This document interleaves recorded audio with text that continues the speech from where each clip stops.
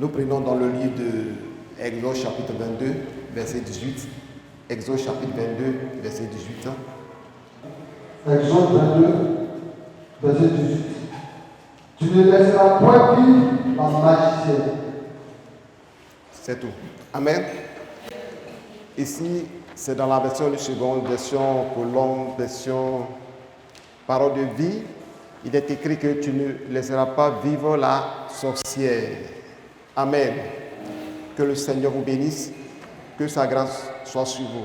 Quand nous lisons la parole de Dieu, vous voyez, la Bible ne parle pas trop de la sorcellerie, mais la Bible parle beaucoup de la méchanceté et du méchant.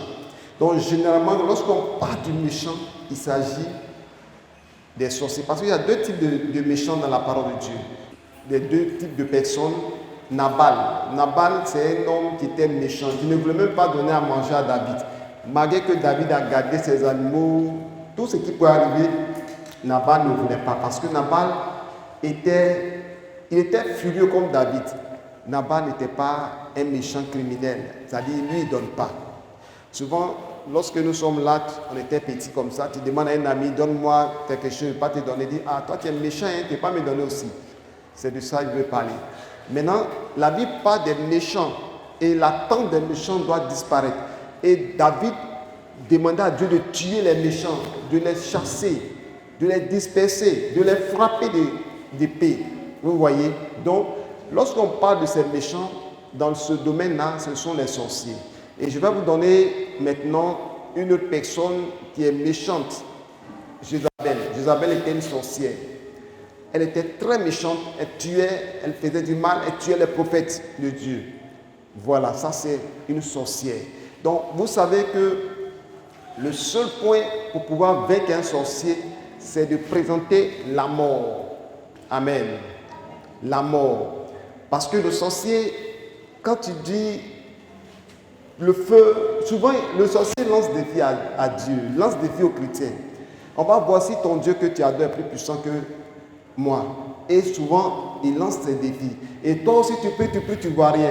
Mais la seule chose pour pouvoir vaincre un sorcier, c'est de présenter la mort. Amen. Parce que le sorcier, lui, vient, ne joue pas. Il vient te détruire, il vient détruire ton foyer, il vient détruire ta vie, il vient détruire tes enfants. En tout cas, il va t'amener, même te tuer. Et toi aussi, la parole de Dieu dit que tu ne laisseras pas vivre la sorcière. Tu ne laisseras pas vivre le sorcier. Et lorsque tu pries dans ce sens-là, demande à Dieu de les frapper. Amen. De les frapper. Donc, nous allons aller pas à pas. Gloire à Jésus.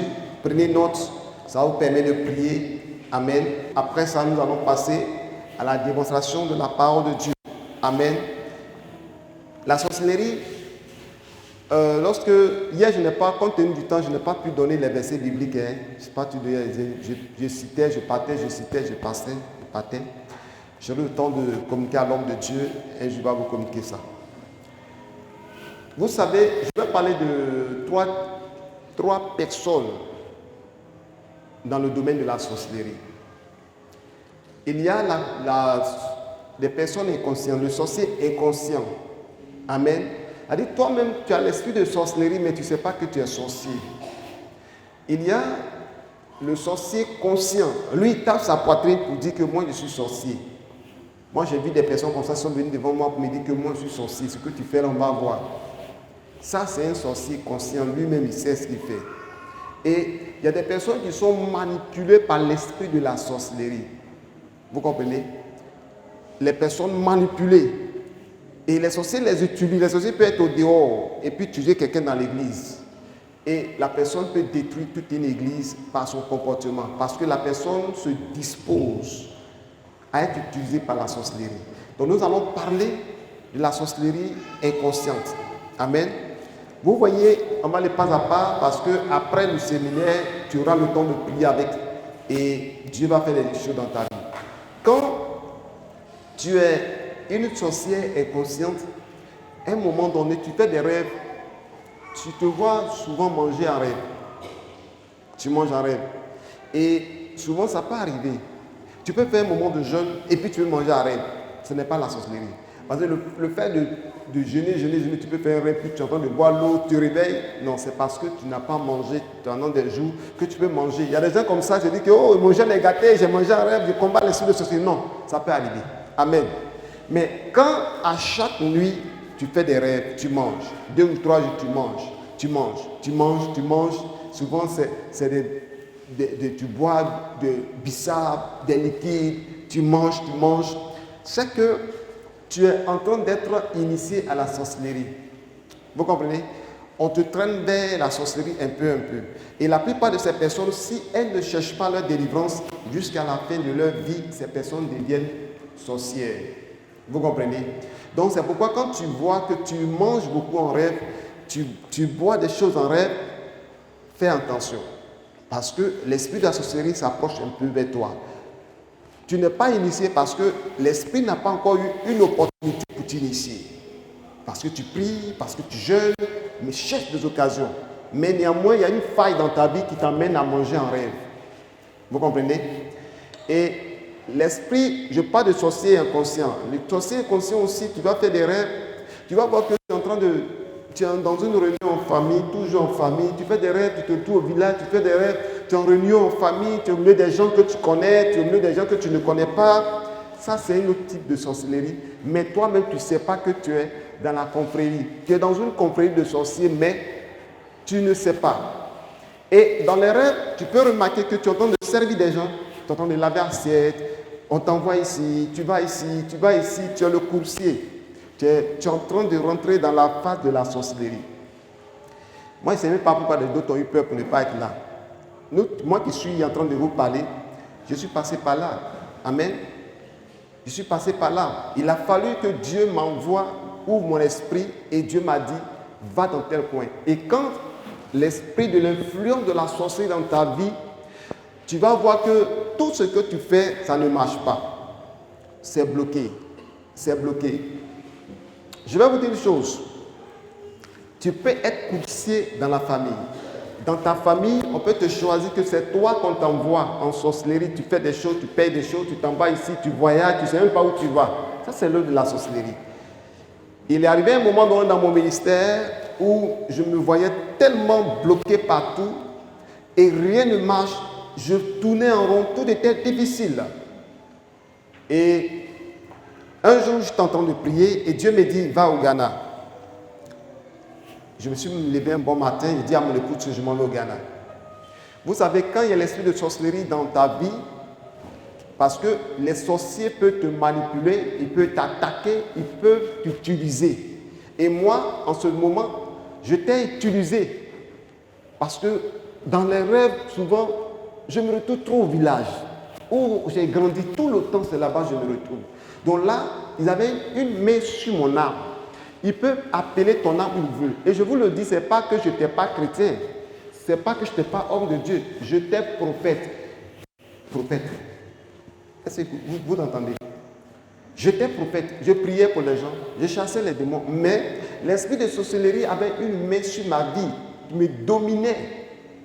Tellement que je n'arrive pas à m'en sortir. Et quand tu commences à avoir des rêves, tu manges un rêve, tu vois ces choses, tu vas voir qu'il va y avoir des effets négatifs dans ta vie. C'est-à-dire quoi? Tout ce que tu fais, ça ne marche pas. Tu es bloqué par-ci, tu es bloqué par-là, tu es malheureux, tu es beaucoup malade, tu es soucieux. Souvent, tu tournes en rond. Et si tu es marié, toujours des problèmes avec ta femme, des histoires, des choses que toi-même, souvent même là, tu es là. Et parfois même, tu as envie même de mettre fin à ta vie. Il fut un moment donné, je me dis que mais si même la mort vaut mieux, mais quand je pense à l'enfer, je dis mais si il me tue aussi, il est parti en enfer. Vous voyez, ça c'est l'œuvre de la sorcellerie. Ils mettent une pression sur toi au point que souvent tu préfères te suicider, te tuer et puis mettre fin à ta vie. Et quand l'esprit de sorcellerie te fatigue, et l'esprit de sorcellerie fait que tu n'as pas la paix et les gens avec qui tu vis, tu n'as pas la joie avec ces personnes. Parce qu'il faut de sorte que partout où tu arrives, toi tu es rejeté. Les gens ne t'aiment pas. Souvent même tu fais du bien aux gens, mais les gens ne reconnaissent pas le bien que tu as fait. Et souvent les gens sont ingrats envers toi. C'est l'œuvre de la sorcellerie. Parce qu'ils manipulent ta vie. Ils manipulent ton âme. Ils font ce qu'ils veulent de toi. Ce soir tu seras libéré de ça au nom de Jésus. Alléluia. Et le Spirit de Dieu me dit, va au Ghana. Et je suis parti au Ghana. Et en ce moment-là, ma bien-aimée, pour manger, on avait des problèmes, des difficultés. Et je suis parti tomber une église sans connaître à Takoradi. Et lorsque je suis arrivé là-bas, Dieu m'a tellement conduit que je suis parti tomber dans l'église d'un prophète, de l'église Pentecôte. Mais je suis arrivé à trouver le prophète sans me connaître. Je suis tombé sur une dame et Dieu a utilisé cette dame pour être mon interprète. Et il a fait un grand programme. Je suis parti. Et le jour où je suis arrivé là-bas, j'ai dit à la dame que j'étais assis comme ça, à côté des chants, comme ça, à côté. Et l'homme de Dieu elle m'interprétait. C'est comme la femme, le monsieur, l'homme de Dieu ne me connaissait pas. Mais tout ce qu'il disait, c'est comme moi. C'est ma vie qu'il est en train de tout dire. C'est ma vie, t'es assis là. Ce que la femme interprète. Moi aussi, je n'ai rien dit à la dame. Elle parlait enfantine. On m'explique. On m'explique. Je dis à la soeur que moi, je vais voir l'homme de Dieu, le prophète. Elle m'a dit que non, le prophète, c'est difficile parce que les gens ne peuvent quitter aux États-Unis si Dieu n'a pas dit de les recevoir, ils ne reçoivent pas. Mais je vais aller lui dire. Dès qu'il a dit net, il dit fais le venir. Puisque je te partais, plus le monde de jeunes dit Seigneur, puisque Dieu me dit, il faut partir. Arrivé là-bas, on s'est mis ensemble, on a prié et Dieu va donner une révélation sur ma vie. Dieu dit que tu es un homme de Dieu, Dieu va t'utiliser puissamment. Mais il y a un problème, tu as le poussier de ta famille. Prophète, vous savez, on appelle poussier, c'est ton envoi, tu cours. C'est différent d'être auprès d'un homme de Dieu qui t'envoie. Là, c'est le service, Élisée. Ça n'a rien à voir. Mais toi, on t'envoie, tu t'as payé quelque chose, tu reviens, tu viens ici. Et ça se passait dans le spirituel. Et vous savez, l'esprit de sorcellerie peut avoir une influence sur ta vie par rapport à ton caractère. Vous comprenez? Ton caractère. Le caractère joue beaucoup, même dans le ministère. Si tu as un caractère qui est doux, parfois tu ne résistes pas à certaines choses, les gens vont avoir le dessus sur ta vie. Et j'ai commencé le ministère, écoutez très bien, parce que si tu comprends bien, ta délivrance sera facile. J'ai commencé le ministère très difficilement et après mon retour du Ghana, l'homme de Dieu ne m'a pas imposé les mains. Il m'a dit, va, prends tel nombre de jeunes et prie comme ça, prie comme ça, prie comme ça. Et comme je vous le dis, en rêve, souvent je me vois bagage dans la main, je me vois quelque part. Et en réalité, j'avais une influence sur ma vie. Amen. Et après ça, j'ai commencé, à mon retour du Ghana, j'ai commencé à prier le Seigneur pour me délivrer, pour me libérer. J'ai commencé à prendre des moments de jeûne de 14 jours, de 40 jours de jeûne, prier. Et avant de venir sur Abidjan, tout le monde, j'étais assis dans le village, je venais sur Abidjan, je déménageais pour venir sur Abidjan, pour continuer le ministère à Abidjan. J'ai fait un rêve, écoutez très bien, j'ai fait un rêve, après avoir jeûné et prié, et j'ai commencé à vomir. Dans le rêve, j'avais le désir de vomir. Au moment que je vomissais après mon jeûne de prière, vous savez ce qui sortait de ma bouche? Ce sont des doigts humains, doigts de l'homme. Quand je vomis, ça tombait.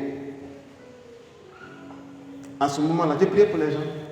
Mais moi-même, ça dit, je partais sur la voie de la sorcellerie. Et le Seigneur me dit que cela est venu par une nourriture que quelqu'un m'a présenté, m'a donné. C'est pourquoi quand on vous donne à manger, priez dessus. Sanctifiez le plat. Sanctifiez la nourriture avant de manger. C'est pourquoi Paul a dit que tout ce que vous achetez au marché, vous achetez au dehors, vous pouvez manger. Mais plutôt que vous preniez avec action de grâce. Donc si c'est comme ça, on veut regarder, on ne va même pas manger au marché. Je vous assure qu'au marché, ce que la plupart que les gens vendent, il y a la viande de la sorcellerie dedans. Il y a la viande humaine. Mais toi, quand tu vas prier net, ça se transforme en viande de bœuf ou de mouton. Vous comprenez? Mais si tu ne sais pas, tu arrives là, tu manges, tu vas manger la chair humaine. Moi, je ne sais pas où j'ai mangé la chair humaine. Peut-être que c'est un plat qu'on m'a donné, c'est du poisson. Je l'ai mangé. Or, la partie que j'ai mangée, ce sont les doigts. Vous comprenez? Et quand j'ai vomi, le Seigneur, après ça, j'ai jeûné, le Seigneur m'a dit qu'il m'a délivré. Il m'a livré. Mais je n'étais pas content de moi-même. Alléluia. Et j'ai persévéré dans la prière. Et j'ai persévéré, j'ai combattu. Et Dieu m'a rétabli de nouveau. Donc c'est pourquoi je ne joue pas avec l'esprit de sorcellerie. Parce que le sorcier, là, si tu t'amuses, il va t'initier, il va te détruire, il va tuer tes enfants, il va faire ce qu'il veut. Donc tu te lèves dans la prière et tu bombardes. Amen. Donc quand tu as l'esprit de sorcellerie qui te manipule, je parle des sorciers inconscients. Les sorciers inconscients qui sont dans un sorcier inconscient, tu vas voir maintenant que tu es beaucoup malade. C'est-à-dire que ce que tu fais, tu n'as pas la joie. Il y a des gens qui ont l'argent mais qui n'ont pas la joie. Ça c'est la manipulation de la sorcellerie. Quand la sorcellerie te menace à un niveau, tu vas voir que tu vas avoir le caractère des sorciers. C'est-à-dire, tu peux être animé d'un esprit de jalousie. La jalousie, c'est l'une des choses des sorciers. Amen. Les sorciers sont très jaloux. Donc, si tu vois dans ton cœur qu'il y a un esprit de jalousie qui te fatigue, va prier, va gêner, demande à Dieu de te délivrer de l'esprit de jalousie. Vous comprenez? Je suis quelqu'un, si je ressens quelque chose dans ma vie que je vois que c'est contraire à la parole de Dieu, je me mets devant le Seigneur et dis, Seigneur, délivre-moi. Délivre-moi de la colère, délivre-moi de la jalousie, délivre-moi de la méchanceté, de l'orgueil. Vous comprenez? Et des choses comme ça, si tu reconnais en toi que tu es jaloux, que tu ne pries pas, finalement tu vas devenir sorcier. Si tu ressens en toi que tu es quelqu'un qui a l'orgueil, la haine, la méchanceté, et que tu entretiens ça, finalement tu vas devenir sorcier. Vous comprenez? Donc il faut prier pour te libérer, pour te débarrasser de ces choses. Amen. Donc pour reconnaître l'esprit de la sorcellerie, ce que je cite, ça est dans le cœur de ceux qui sont manipulés par la sorcellerie ou ceux qui sont déjà sorciers. Quand il y a l'esprit de sorcellerie dans la vie d'une personne, la personne est beaucoup effrontée, impolie.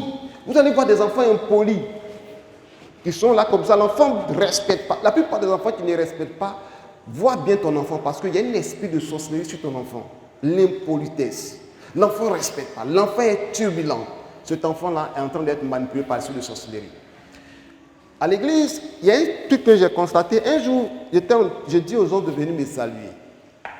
Quand j'étais parti trouver les gens là-bas, les gens s'alignaient, les gens saluaient. Bon, je voulais faire la même chose. C'est vrai, je suis le fondateur. Donc, comme l'autre pasteur est là, donc tout le monde venait me saluer. Bon, je suis venu, je voulais faire la même chose. Un jour, je me suis arrêté là, et puis les gens venaient me saluer. Et il y a un enfant qui est venu peut-être 4 ans, 5 ans par là, et l'enfant me salue et gratte dans ma paume.